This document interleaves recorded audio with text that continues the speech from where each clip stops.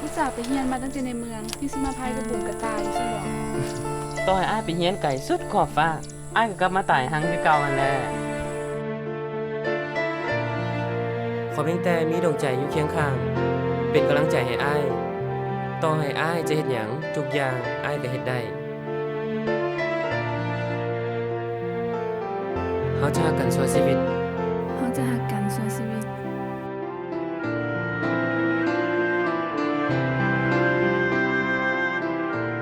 สิสร้างศูนย์ศึกษาชุมชนใหม่หรอ แม่นแล้วอ้ายอยากให้มันเป็นศูนย์กลางความสามัคคีของหมู่บ้าน เพื่อจะได้พัฒนาบ้านเฮา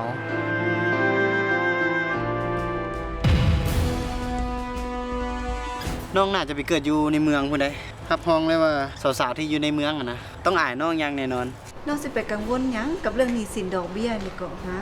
หนามเพชรเพิ่นก็ว่ากับน้องแล้วบ่แม่นว่าว่าน้องต้องการให้เพิ่นช่วยหยังน้องก็บอกโลด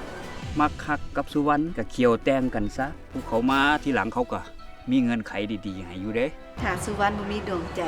เราก็จะบ่มีกำลังใจสร้างศูนย์ต่อไป และเส้นทางการค้าขายของพวกเฮานี่ก็จะบ่มีหยังมาเคียงขวางได้อีก ดวงใจบ่อยู่บ่มีหัวใจบ่มีหัก